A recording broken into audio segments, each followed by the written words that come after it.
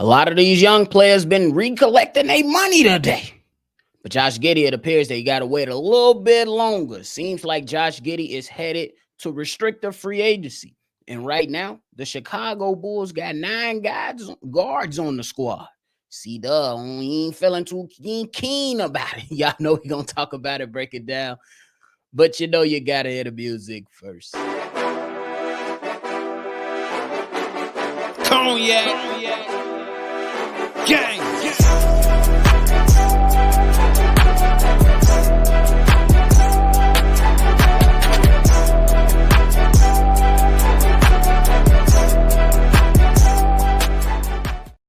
Shot Bulls podcast with the Cognac Boys of Cognac Boy Bobby. And I am with my dog. CDubb is in the building. What's the word? What's the word? How y'all feeling? Let's get to it. The season is here. Y'all already know. If you're tuned in for the first time, welcome in. Hit that subscribe button. And our family members, welcome back. CDubb, guys was getting paid throughout the day. Jalen Suggs got a bag. Jalen Johnson got a bag. Jalen Green re-up. Trey Murphy re-up. These guys gonna have to do woo. Josh Giddey has his time, but he ain't here. He ain't get that bag. How you feeling about Josh Giddey not getting that bag? Damn, I hate to poo-poo on somebody else's bag, but I feel good about that and what the Bulls did with that. And twofold. The first reason that I feel good about this is you never want to feed your dog before he fetch that stick and bring that back to you. You know what I'm saying? Let the man work for the bag. You ain't in no rush to sign this guy for $30 million per, probably 5 years, $30 million per. So I'm glad that they picked this. They was negotiated and stuff, but ultimately they're going to wait to the end of the season to deal with Josh Giddey, which is perfect because he can actually prove that he worth a little bit more. So I think it works out best for both sides, Josh Giddey and the Chicago Bulls. And on the other hand, that's how the Chicago Bulls have did business recently with their young stars. See, Patrick Williams, they had a chance to extend him early. They waited to the end of the season, this past season. And Kobe White, the season before that. So I'm glad, bro. You waiting. Don't be jumping the gun and paying this young man and he come out and, has he shown you through the preseason that he's deserving of the $30 million? Honest question. You asking me? Yeah. No, not necessarily. Mm-hmm. But I think it is. So when it comes to these things, it just be real. It's a dicey situation because you could very well say, hey, we're going to take what you already done. Look at the things that we believe that you could do. Here's some cash so we can save a little bit more on the back end. And then you come into situations like this. You say, hey, we're going to wait on the back. We're going to wait to the end of it, potentially based on how you play. We can ask you to take a little bit less. However, the thing that you alluded to that can kind of bite you in the ass when it comes to the decision, you might be coughing up a little bit more. It's a fine line that you told when you do these contract negotiations. Me, I'm not necessarily upset that they didn't sign in the money, but if they would have got it for $30 million, I ain't gonna lie to y'all, I would have been okay with it.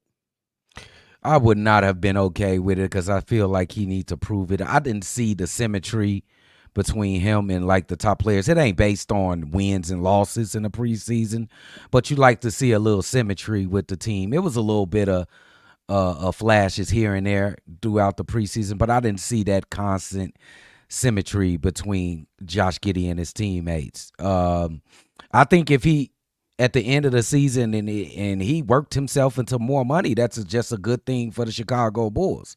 Even though you got to fork over a little bit more money, it's good for us. You found yourself a player. But in my thinking, they were never going to try to give him an extension, even though they was negotiating. Because if they wanted to extend him, they would have done it.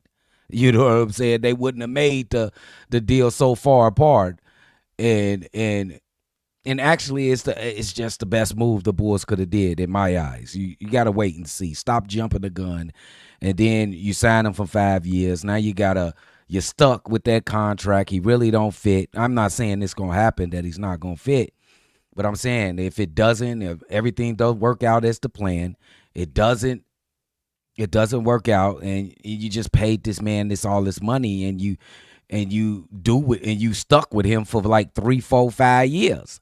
So it's a good thing. It's gonna work out for the Bulls either way. Either he's not good enough, or you don't think he's good enough for the team. You let him go out there and shop himself, or man, he impressed you, and you pay the man even if it's a little bit more. Yeah, I ain't mad at either. Like I said, I ain't mad at either decision that came down. I'm more on the side of let him earn it. But then the only reason I have caution is because now, even if you did give him the 30 million, but now there's a potential that it can go up.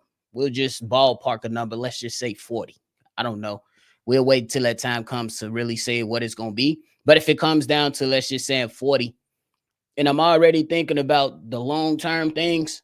This, like, regardless of how, if it's signed now or later, I'm still thinking about what's the position and what the future holds for either Kobe White or Ayo Dosunmu. Those are the things that I'm really concerned about, because one of them might be walking up out the door if the Bulls don't uh handle this financial situation correctly. I don't think I don't think the Chicago Bulls are that dumb to wager the talents of Ayo Dosunmu and Kobe White. Um, Definitely understand what you're saying. It could be a little bit like you gonna pay all this money for him, and look at Kobe and Ayo. They basically in a bargain for the Chicago Bulls As of right right now. now. Yep. As of right now, they eventually gonna have to get paid. So I get what you're saying, but it might not work out that way. Might not. We got to see how this shit work out, and I definitely don't think you put your two. I think these guys are part of the future, and Ayo and Kobe. You don't wager your future at all unless this guy's just amazing. And then when you go to 40 million for a guy like Josh Giddey, we talking all star, but we talking all star or close to it. If I'm gonna pay him 40 million, we need you 18, 8, and 8 or something. Something like that. If you talking about $40 million. Crazy thing is that a lot of these guys, Kay Cunningham ain't proven. Is he proven? No. He his getting his over talent 40. his talent is proven. I think his talent, as far as his wins and losses, you are correct. But I think his talent is unquestioned. He can do about everything offensively on the basketball court. I think that's what you got to pay for when you got a guy like Cade Cunningham. I'm not mad at his contract at all. I mean, like I said, for right now, it's just what the NBA is pretty much giving out for these young Yeah, guys. You look at all the guys that's in Josh Giddey draft class, that were already been given the money. We already talked about Cade. Mobley. I believe Moses Moody re-up with the Golden State Warriors, but at a much cheaper cost. I'm It sure. wasn't nothing too crazy when it comes to his money, but he was definitely in the draft class with it. But that's why I just say, hey, whatever decision you got, you just better hope that Josh Giddey came out, because guess what? If you don't re-sign Josh Giddey at the end of the season because he doesn't want, well, he's a restricted free agent, so you have the opportunity to The match. But if you match, feel true. like somebody is overpaying and you don't match, guess who comes back and revisit the Alex Caruso trade? Sky is falling, Bulls fans. And me, and Fuck. me, what the hell? You ain't get a draft pick to supplement Exactly. that? So What? this is why I'm on the side of, like, you better hope this shit work out. However, look, I'm gonna rock with how they've been addressing it. This, like you pointed out, this has been the history of what they've done. It worked out for you three consecutive times, pretty much, with Kobe, Ayo, and P. Will. Are you still gonna strike gold, or is your luck gonna run out? We'll Hey, bro. see. Yeah, we'll see. That was brilliantly said, but hey, man, he gonna have his opportunity, bro. He gonna Yeah, be I ain't out mad at there. him. I'm not mad at them for making him want to earn his money. You know what I'm Yeah, saying? I'm not mad yeah. at that, and you don't have to move now. But the negotiations coming to the table. We don't know what the number that was ballparked out of there already, but at least you got to the table. You know what I'm saying? And you said, hey, it don't work for his side, it don't work for our side. All right, go earn it. Because I could. it can be a cautious, it could be a riskful thing, not only for the Bulls, but for Josh Giddey. This is the NBA. Injuries happen. You don't all players don't necessarily have great years all the time if you're not a superstar. And hell, sometimes those superstars don't necessarily have consecutive great seasons. So you just got All, to put up. all that motherfucker got to do is just put it on wax, like you always say, That's nephew. it. And that It's gonna cures be up to him everything, bro. And the ball's in the Chicago Bulls court. After that, after you put your best play on the court, the ball's back to the Chicago Bulls. What y'all gonna do now? That's the for sure. best I could do. So this should be his best season as a pro. I'm with you. If you want to get So that bag, if you want to get that back, you should be overdoing it right now. In your heads, you be like, "What? Oh, y'all want to make? I got to bet on myself right now. All right, I'm finna go for my best year as a pro. He only been in the league 3-4 years. I think this is fourth year. So he got a good chance. It's a good opportunity. Both sides. Both for sides. sure. Ain't mad at it. Ain't mad at it. Y'all let us know how y'all feeling about everything down below. We'll see what happens with this whole entire situation, and we'll move on. But hey, that what is being reported before we move on is that they saying that this is not the end all be all. Either way is fine. So according to Okay. KC Johnson, when it comes to the contract extension, right now it's not the end all be all. Either way is fine to get We him. just talked about it. We just Yeah, talked about it. You know what I'm yeah, saying? It's not the end of the fucking world. He no, can't come through the season and have an attitude. You just yeah. gotta go and play ball and get your bag at the end of the year. That's it. For sure. Ain't mad at that. So y'all let us know how y'all feeling below. But before we move on and end the show, we got to talk about the Chicago Bulls and their current situation. What the hell is going on with my mouse? But the Chicago Bulls, CDubb, they got a lot of guards on the squad. And you I had see. and you was feeling some type about it. Look at Ladies and all gentlemen, the Chicago Bulls opening night roster consists of a lot of guards. Kobe White, Lonzo this. Ball, Josh Giddey, Javon Carter, Zach Levine, Ayodo Sumu, Dalen Terry is in there, and Taylor Horton Tucker. CDubb, you said this got you a little weary, got you feeling not too good about this whole little you did. Elaborate for the people. I'm just saying, it's only one basketball. It's only 48 minutes in a basketball game. Can't play everybody. Of course, every team doesn't play everybody, but a lot of these guys is talented. That's just excuse DJ Stewart because he going to the Windy City Bulls. But Yep, that kid is talented. You he know what is I'm saying? That kid is talented. Then you got Lonzo, you got Kobe, you got Io, you got Dalen, you got THT. Do I even got to say Javon Carter? I don't even want to say Javon Carter. That's just he a hope he guard on does the not team. play. He a guard on the team, but is he gonna play? How do you go through all those players and get to Javon Carter? I just want to know that. I don't know. So it's gonna be tough. And then when you look at the rest of the team, you really relying on the health of Julian Phillips and Dalen Terry, because Dalen Terry will play some forward. You know what I'm saying? You really relying on the health of these guys. Montes Buzelis, he just recently had like a shin injury. He missed a game in preseason with a shin injury. And Torrey Craig, who knows if he stays with this team for the entire year. EJ Liddell is in a G League. And I didn't even talk about Chris Duarte. That's another guard. Like the makeup of this team is kind of strange. It's a lot of talent, but it's an overabundance on the guard. And then you like light at the forwards position and like one or two injuries at the forward position, and you in influx. So it's just a weird ass roster to me. I don't know. I mean, I guess like I see the plight, but can we all agree that this new day NBA, this new age NBA is kind of positionless, kind of in a way? Kind Sort of. of. You don't necessarily like, and when we look at the Chicago Bulls makeup, I would say go out on a limb that most people will agree that the Bulls legit 2 point guards, like full point guards, is Josh Giddey and Lonzo Ball. People look at Kobe White as more of the combo. Ayo Dosunmu is that. The good thing is that though a lot of these guys are classified as guards, they come with a lot of size, so that will not prevent them from playing some forward.